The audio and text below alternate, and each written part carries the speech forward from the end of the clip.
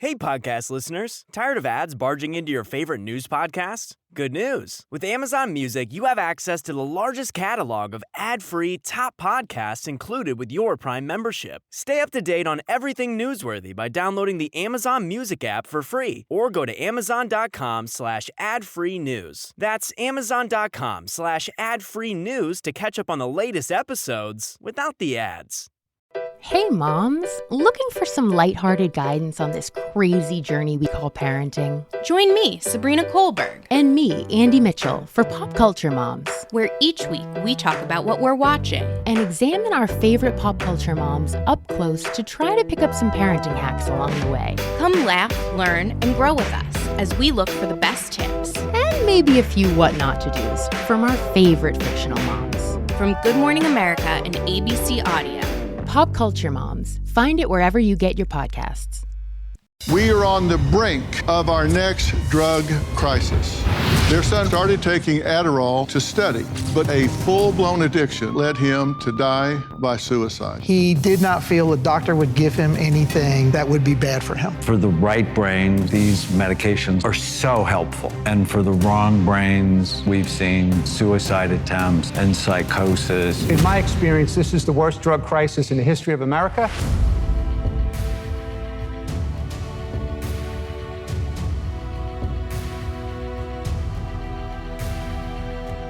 A-Train, Addy, Christmas trees, Co-Pilots, Smarties, and Study Skittles. All street names for Adderall, the ADHD treatment drug. In just 3 years, Adderall prescriptions exploded from 35.5 million to 45 million. But those numbers only scratch the surface because the illicit market is growing every single day. In fact, things have gotten so bad that the DEA recently warned we are on the brink of our next drug crisis. With 5 to 6 million Americans using Adderall without proper diagnosis, and 1 in 4 teens in some schools abusing prescription stimulants, we're watching a new generation spiral into overuse, addiction, and in some cases, death. Ricky and his wife, Kathy, know about this all too well. Their son, Richard, started taking Adderall to study, but descended into a full-blown addiction that led him to die by suicide. Son Richard had a very normal childhood. No signs of ADD, ADHD when he was sophomore, junior year in college. He had mentioned to me, I got a Adderall from one of my teammates, and I was able to study all night for my exam. When Richard decided that it was time to move home, I found out that he was taking Adderall. Since he knew it helped him study for exams in college, that he's like, well, let me go to a doctor and get my own prescriptions. After he moved home, I did start noticing some changes. His mood changed and his physical appearance changed. He would be up for 2-3 days at a time when he would go on these Adderall binges because at this point he had a full-on addiction. With Richard's mood changes and behavior changes, we had to call the police a few times to come to the house. One of those incidents was when he came at me physically and was very threatening. We agreed to help him find an apartment so he could be on his own like he wanted to. We went over to Richard's apartment. Light was on, doors locked, no answer. I climbed up, crawled through the kitchen window, and started to look. And I went into his bedroom and opened up his closet door. So that's where I saw him. He had hung himself in his closet. I would not let Kathy go back into that bedroom to see him. I didn't want her to see him like that. It was the most horrific thing I have seen in my life. Adderall addiction was Richard's downfall. It's what brought him to end his life. I want to thank the two of you for being willing to come here and talk about it. It would be much easier to stay home, go about day to day, and not bring all of this back up. But you're really using this tragedy to impact others' lives, and it means a lot. Thank you. Thank you. Thank you. When did you first learn that Richard was taking this particular drug? Because you weren't involved in his getting it or taking it to begin with, correct? We were not involved with that at all. As a matter of fact, when Richard moved back home, a year or so after graduating college, we were going to put Richard on our health insurance. And I found out from our agent when he called me and said that our renewal would be astronomically high based on the prescription medicine of Adderall that he was taking. That's when I found out. And I was absolutely shocked at that point. And he was a sophomore when he first started taking it. Correct. He had gotten it from a friend of his on the baseball team to use to study for exams. His baseball schedule and academics were really stringent. Time was tight, and he needed to cram for exams. And it's widely known that that is just passed around. And Right. And people may not, unless they've got a child in a situation like that, it's not uncommon that that's how they get it to begin with, from someone else that maybe has a prescription, and they're facing finals and studying, trying to stay up, trying to stay focused and get through a week, get through a tough time. And so their intention is to take it short term to get through, right? that is correct. And that was the purpose here. Exactly. Because Richard, he had a full scholarship to college. He was an honor graduate from high school. He graduated with honors from college as well. And it was one of those things that he saw other kids doing. It's like, hey, I had baseball practice all day today. I got this exam tomorrow, and someone gave him an Adderall to stay up all night. Yeah, and among a lot of kids, they don't see it as a big deal. They don't, not at all. Yeah, but you started seeing changes in his personality, his mood, his tolerance levels. It changed who he was. It changed Richard dramatically. And I noticed that pretty soon after he moved back home. He was becoming more irritable. Things that he would just brush off, no big deal. He became really moody, became verbally abusive to Kathy and to me, physically abusive towards me, physically threatening. It was a major change, and this was not the Richard that we knew for the first 23 years of his life. This was a major shift in his personality, and I'm underlining that because I want people to know this is a serious drug. This is a dangerous drug. Yes. And it can have profound impact. It can result in seizures, hallucinations. It can cause all different alterations in people's behavior, and it can lead to death. And you saw some serious outburst here. And you saw weight loss with him. He would stay up for days at a time. If you went down the side effects checklist, he would have hit just almost every box. Richard hit every one of those boxes. Yeah. Now, eventually, he did get a prescription for this. Correct. And you didn't like that. I did not like that. I had a conversation with him back when I found out, and the conversation did not go well because he already knew what my opinion was of Adderall and how dangerous it was and what it could do to him. And his response to me was he did not feel a doctor would give him anything that would be bad for him. Which is a reasonable thought for a young man relying on a professional. But had he been diagnosed with ADD or ADHD? He was diagnosed with ADHD from the doctor in Virginia Beach because he supposedly stared out the window and fidgeted, and he said, he's ADHD, here's your prescription. But you knew this young man. Had he ever shown any of the signs that are commonly associated with ADD or ADHD? Dr. Phil, Richard never displayed any ADHD tendencies or symptoms from elementary school all the way through college, not one time. And his doctor, when I questioned him about his diagnosis, when we were finally able to sit down and have a discussion with him, told me, I know your son better than you do. Of course. 7 minutes, I got it. Yeah. Exactly. 5-minute med checks once a month. Okay. Yeah. And he dismissed the concerns, citing HIPAA, can't really talk to you about it in detail. I know things you don't know, and I can't discuss it with you. Exactly. That's what he claimed. Okay. And at that point, Richard was over 18, so there are constraints on what he can talk about, and that's an issue that we need to discuss. But Ricky and Kathy say Richard ended up in a psychiatric hospital. We're going to talk more about that after the break. Richard had called me, and he was saying he was going to hurt himself. So we called the police, so they will take him to Virginia Beach Psychiatric Center. That was the hardest thing I've ever done in my life. And then they grabbed him and put handcuffs on him and put him in the car. And I've never seen Richard so mad. To see your child sitting there saying all those things and just, So they took him away to the psychiatric center. We're back with Ricky and Kathy, whose son Richard paid the ultimate price for his Adderall addiction. He died. He took his own life. And I'm telling you this up front because I want you to pay attention to how this layers and how fast you can go down the rabbit hole with what a lot of people think is just kind of a benign drug. And sometimes I've referred to ADHD and ADD as a wastebasket diagnosis. There was a time in America when kids were unruly, overactive, brats, whatever. But then all of a sudden, it became in vogue to start diagnosing them with a disorder.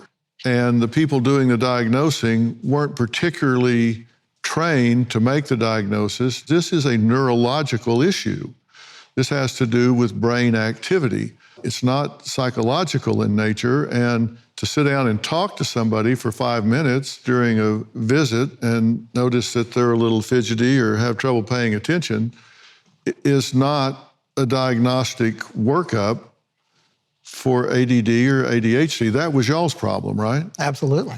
And this is a cortical stimulant. And if you give it to someone that maybe already has an overactive brain or a normal brain, you can overspeed and get into all kinds of problems.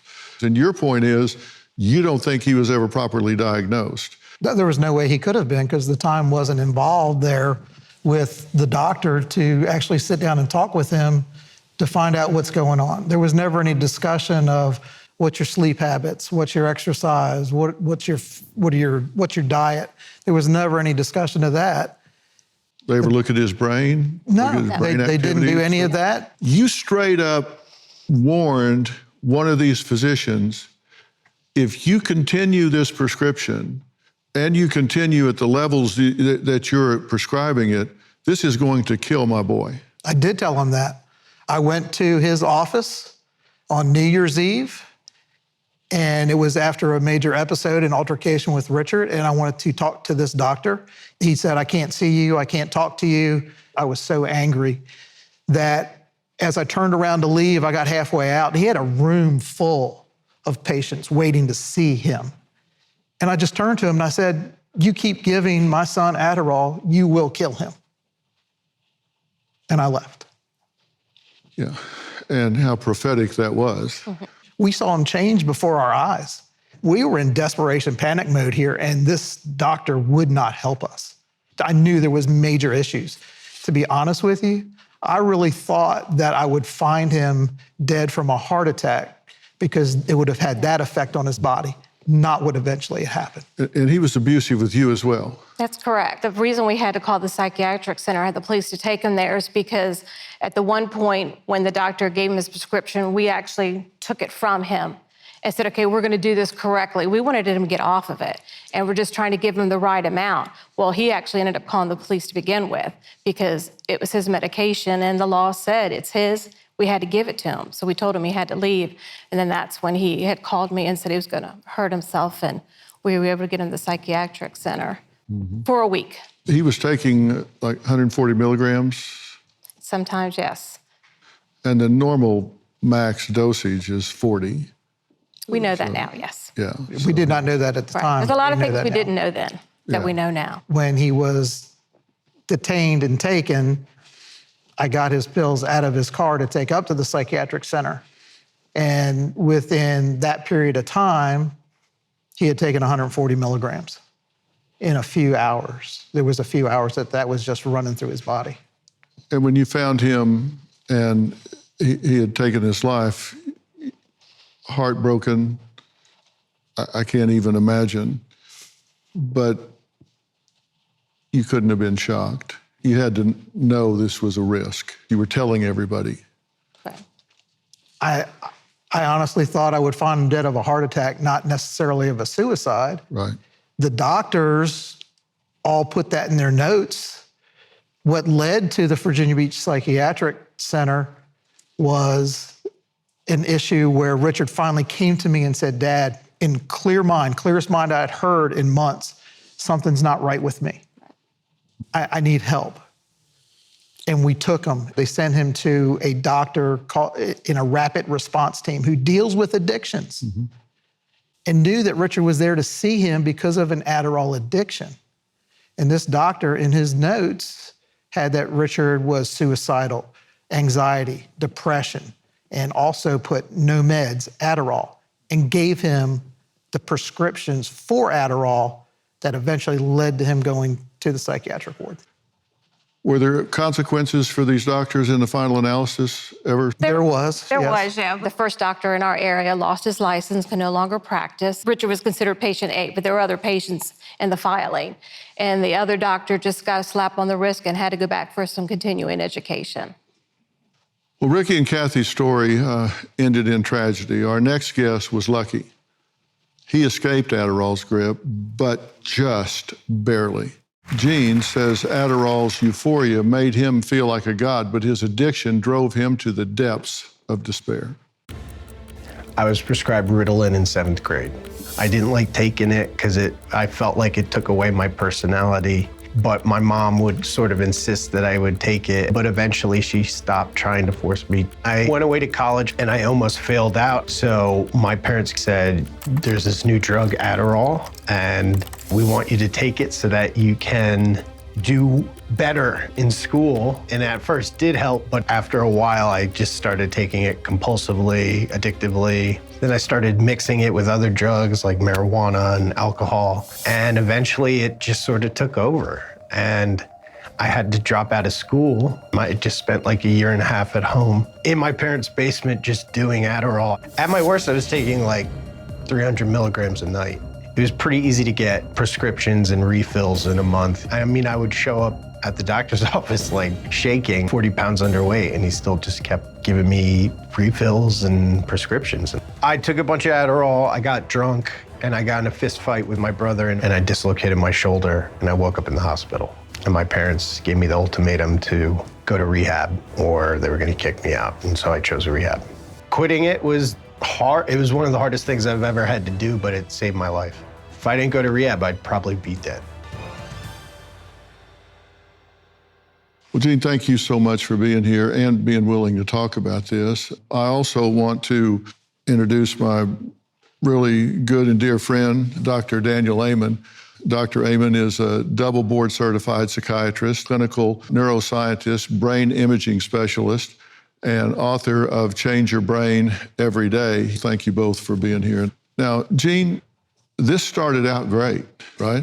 Yeah, I mean, I started taking it, Adderall specifically, in college after really struggling my first semester. And initially it did really help. I started getting better grades, but over time it started to just creep in and really take over. Yeah. And when you say take over, how did it? I noticed I had a real tough time getting up out of bed without taking it. And I started taking it throughout the day rather than just when I needed to study or do homework. Mm-hmm. And Dr. Amen, I alluded to how this works in a general sense, but it can have a positive effect even for people that don't need it for a short period of time in the beginning, right? Yes, for people who don't really need it, it will give them energy, it will help them focus, but it won't last. And it can really unbalance their brain. Right. And there's a diagnostic procedure for this, right? You don't just chat somebody up for a few minutes and know whether this is the appropriate drug for them if they need one at all. So 85% of psychiatric drugs are prescribed by non-psychiatric physicians in 7-minute office visits that do standard of care 12% of the time.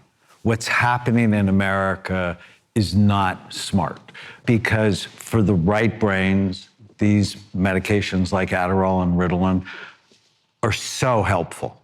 And for the wrong brains, we've seen suicide attempts and psychosis, aggression, families torn apart And the heartbreaking part about your son is what I like to do is like, well, let's get the parents in. Because if you really want to diagnose ADD, it doesn't show up just in college, or it doesn't show up when you're 40. You can see evidence of it all along. And so a developmental history, mom and dad, is absolutely essential to make proper diagnoses. Yeah. And if somebody tasked me with driving someone to a psychotic state and said I could only control one thing, it would be sleep. And that's what happened. You went 3 days without sleep on Adderall, right? Yeah, I drove across the country in 3 days, and I did not sleep at all. And then when I finally got to Long Beach, California, I tried sleeping, and I just remember hearing this buzzing sound, like some kind of insect, and my body was like overtired to the point where I couldn't fall asleep. And that was the first time I experienced what I now know as psychosis. And what was that experience? It was nightmarish. It was just absolutely horrible because my body wanted to sleep so bad, but my brain was so wound up and I had so much of the drug in my body that I couldn't. And had you ever had any signs of poor concentration as a child? Had you had impulse control issues as a child? Well, I was a very boisterous child. I was like the class clown.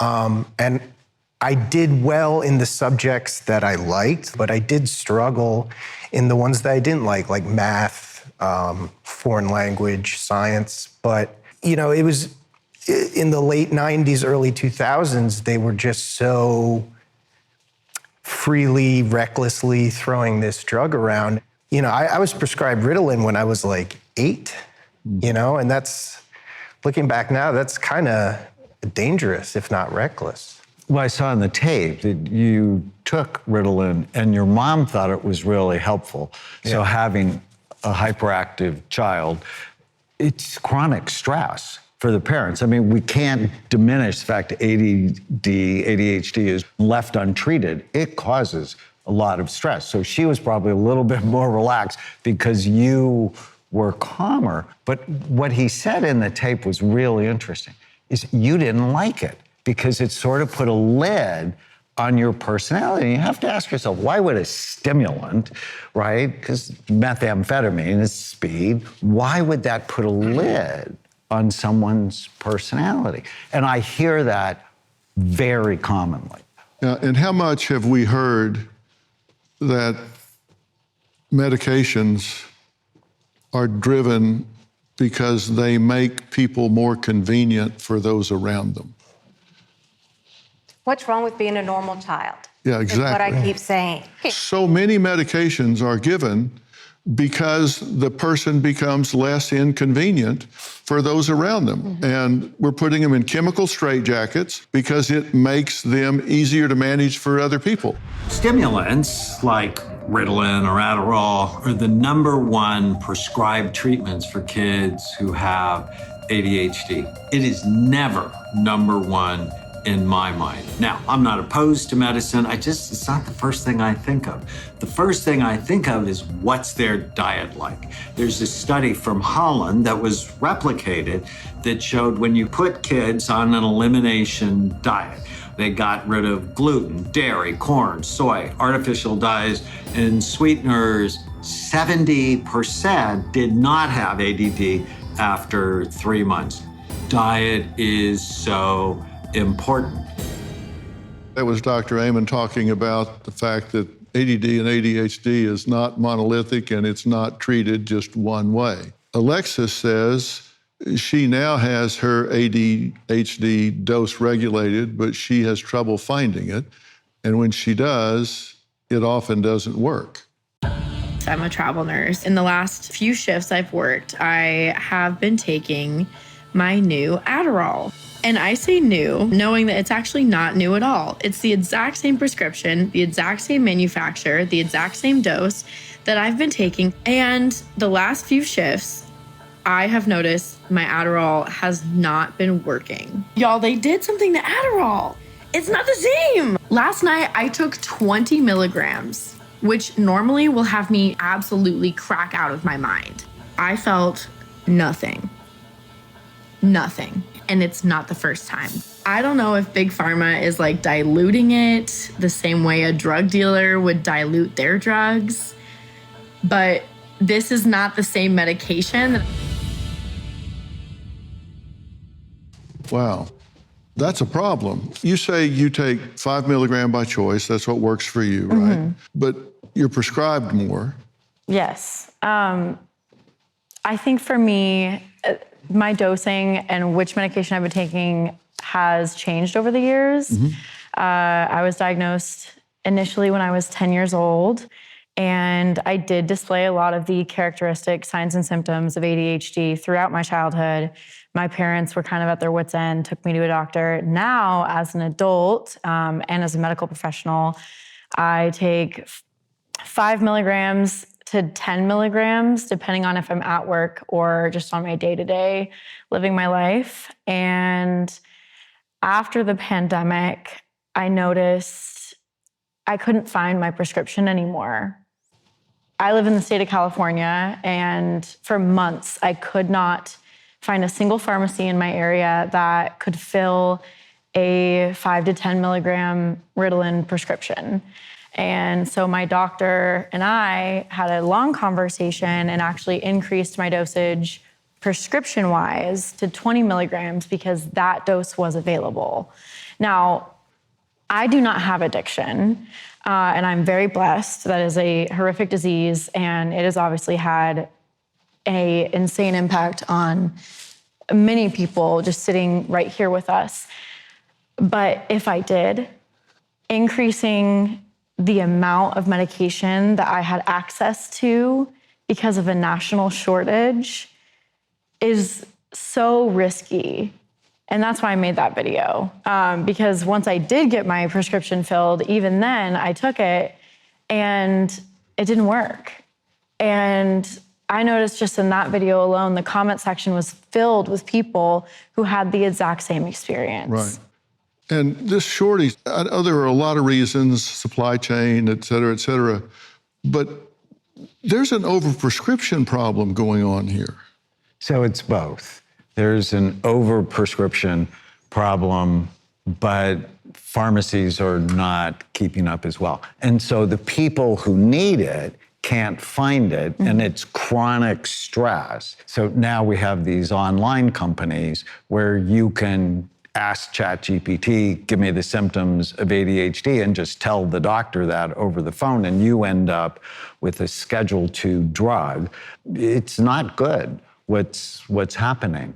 And a lot of my patients who need it are having trouble month after month getting the dose that's right for them. Yeah, because for someone that genuinely needs this medication, there's a brain function that changes here, right? And we've got some images that you can talk us through here so people understand. I think sometimes people think this is lack of discipline, poor parenting, whatever. But the fact is that when you look at scans of the brain of Adderall off and on, there are differences here. Well, this is someone who has ADD on the left. You can see the holes, top front part of her brain.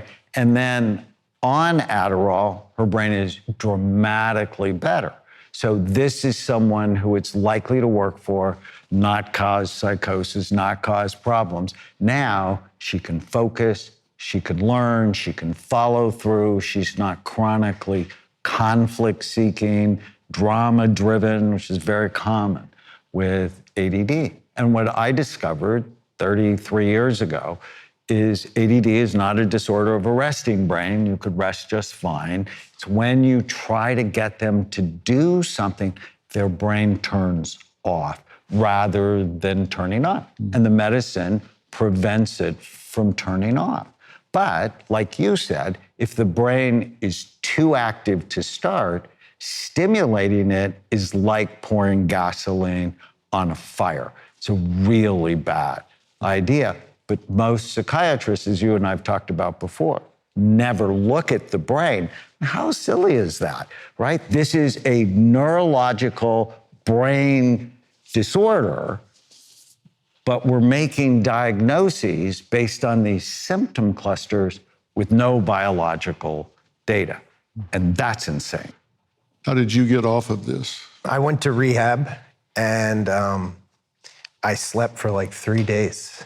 And piece by piece had to teach myself how to live life again without stimulants. And it was one of the hardest things I've ever had to do. I mean, even just waking up was hard. And it took a couple of months, but I started to function again, felt my personality come back. The real victory was I was able to finish school without the help of stimulants. Mm-hmm. And then,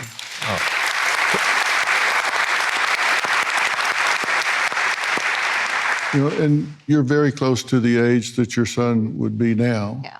Which is, you know, the tragic thing of these doctors not only not helping, but obstructing the process and actually getting in the way. I'd rather have Richard sitting here telling his story than us telling what happened. Yeah, of course. We're going to take a break. When we come back, I've got a really good friend here, a former DEA agent who was on the forefront of America's opioid crisis. He says today's stimulant epidemic is fast becoming the worst crisis he's ever seen.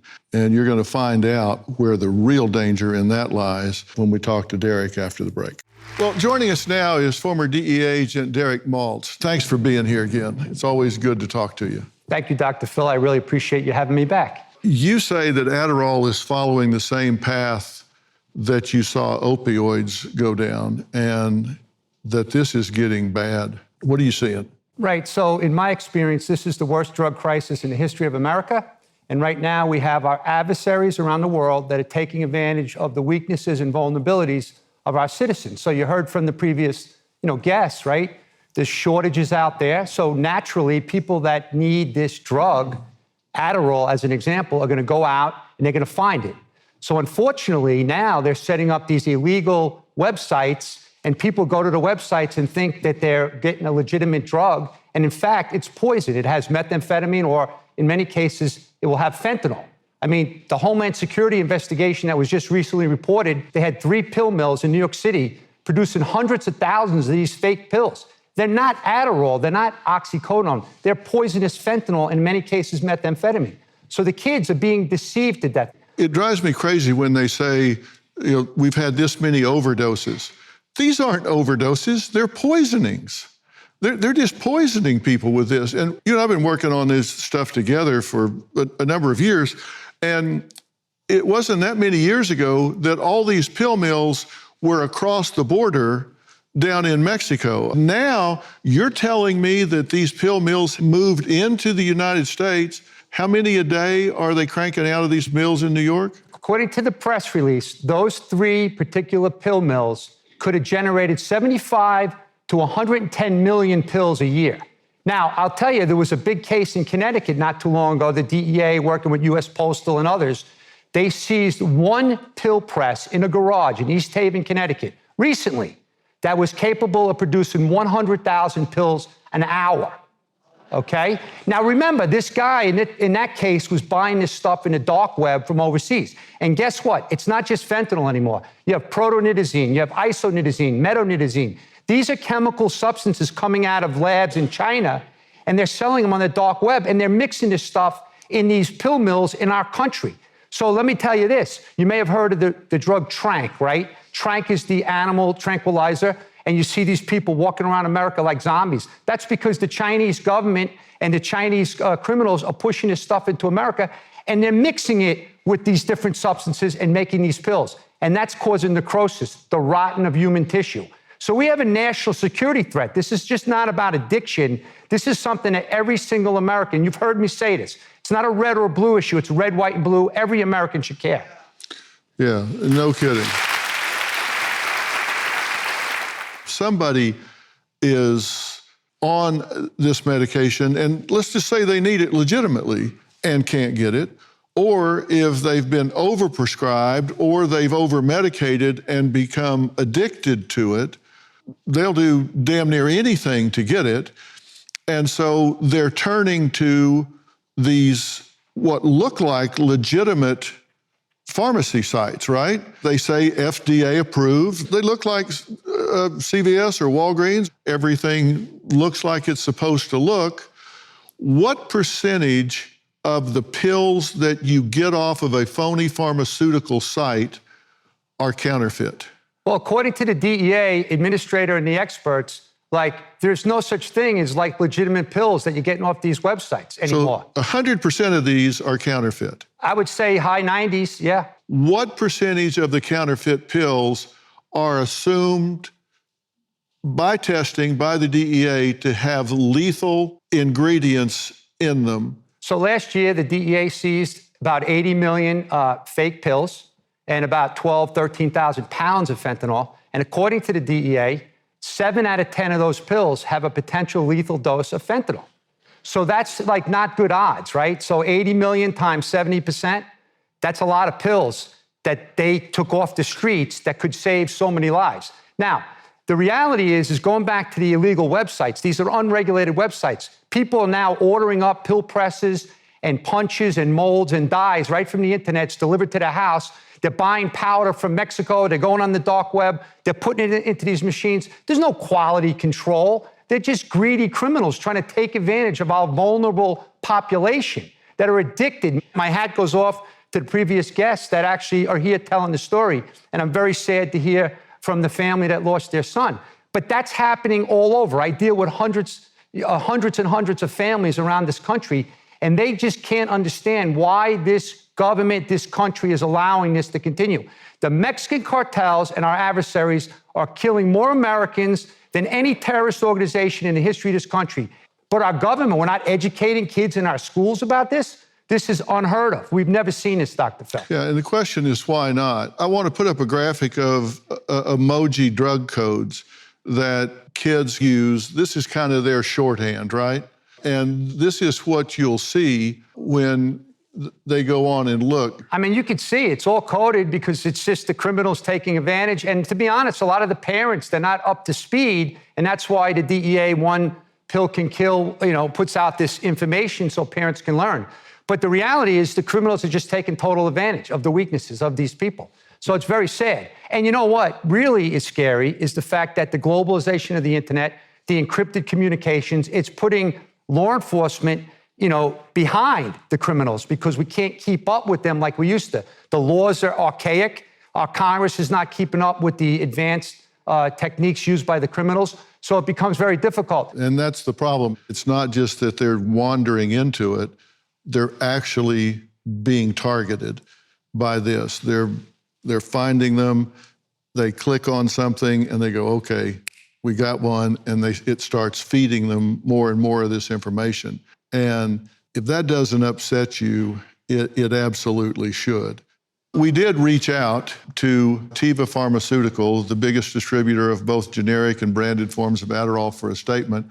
And at the time of this taping, we have not heard back. But I'll kind of make a statement for them. They probably don't want me to make a statement for them, but I will say this, properly utilized, thank God this drug exists, because if you do proper diagnosis and you apply it in the right way and you use the drug, it can do great things. It's not the use of the drug, it's the abuse of the drug, it's the misapplication of the drug. So I don't have a problem with the people that develop this drug or market the drug. My problem is what's done with it. Just my opinion, I'm not speaking for them, not being their spokesman. If they don't want me to be, I get it.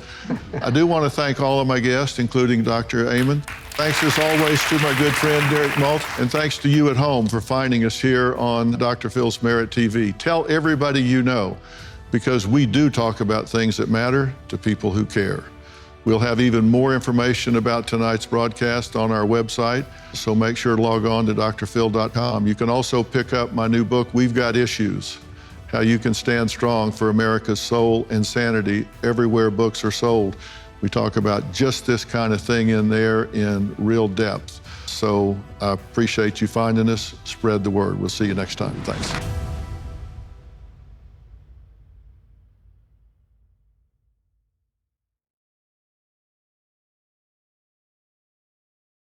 Prescription products require completion of an online medication consultation with an independent healthcare provider through the LifeMD platform and are only available if prescribed. Subscription required. Individual results may vary. Additional restrictions apply at lifemd.com. Read all warnings before using GLP-1s. Side effects may include a risk of thyroid C-cell tumors. Do not use GLP-1s if you or your family have a history of thyroid cancer. If you've struggled for years to lose weight and have given up hope, did you know you can now access GLP-1 prescription medications through LifeMD? LifeMD is now offering eligible patients online access to GLP-1s, the breakthrough prescription medication that can help you lose body fat and weight. Listen to what people are saying. I've been able to live my normal lifestyle, and I've lost 20 pounds already. It changed my life. I wasn't expecting it to shut off the food noise. This was life-altering, and if I can do it, I feel like anybody can do it. And here's the best part. Your insurance may cover 100% of the cost of your medication. So go to trylifemd.com to have your eligibility checked right now. Get started today at trylifemd.com. That's TRYLIFEMD.com.